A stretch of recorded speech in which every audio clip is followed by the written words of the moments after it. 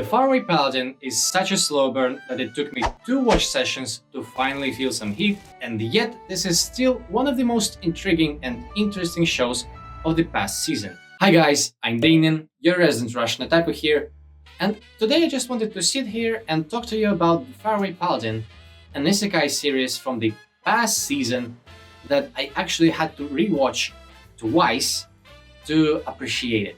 You see, at first look, the Faraway Paladin is your typical isekai fantasy series, when there's a main character who reincarnates in the fantasy world, has some superpowers, and then goes on a quest to save the world or something, or get a harem, I don't know.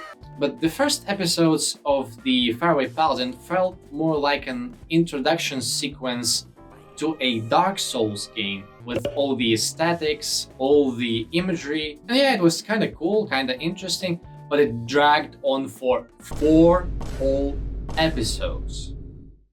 4! And frankly speaking, I dropped the series at episode 5 initially because it just felt boring. And this is the main problem of this series. This is an extreme slow burn.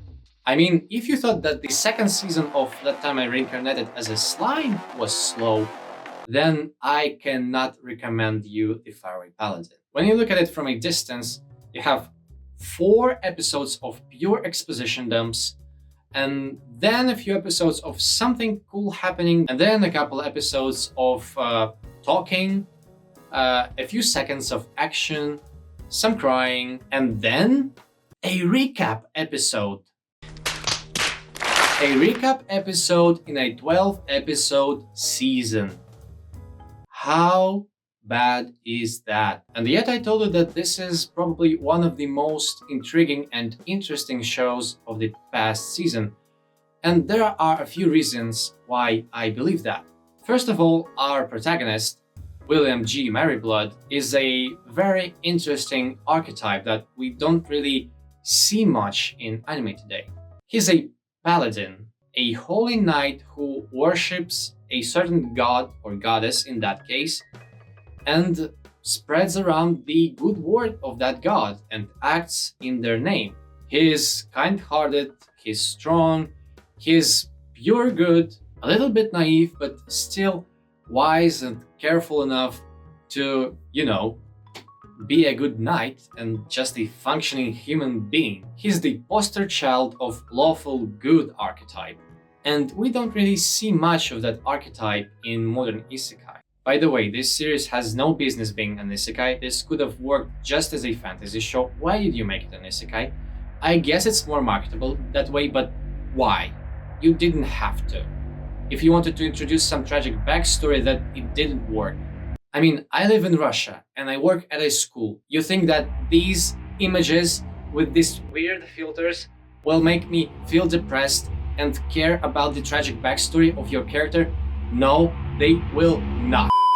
Well, anyways, the character dynamics in this show really stood out to me. And despite the lack of the more Sakuga type moments and cool sequences that are usual for modern isekai and shonen shows, this series still has something that most of modern isekai and mainstream shows don't have, and it's actually good character writing.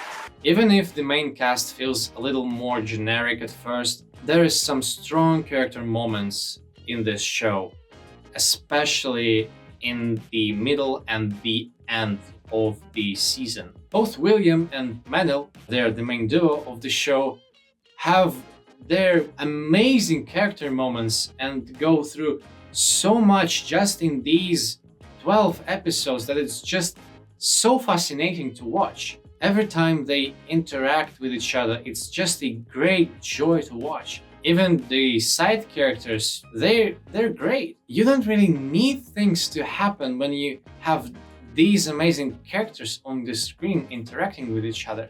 They just feel very wholesome and human, especially William. And even if on the crybaby scale, William is a little bit closer to Takemichi, this doesn't really ruin his character. He's still brave, he's still wise and careful enough.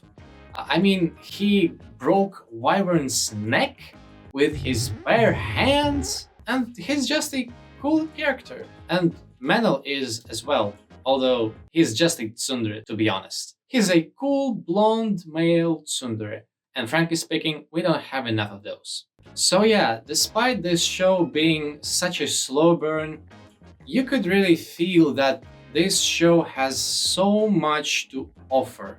This whole season, it felt like the show was building to something bigger for the next season. So it's kind of this prolonged prologue.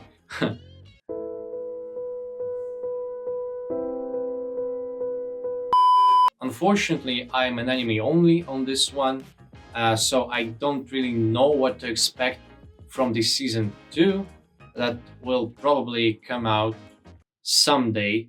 But now that I rewatched this season twice and took my time exploring and getting to know this character better, I feel confident about the show's future, despite how lackluster the first season felt.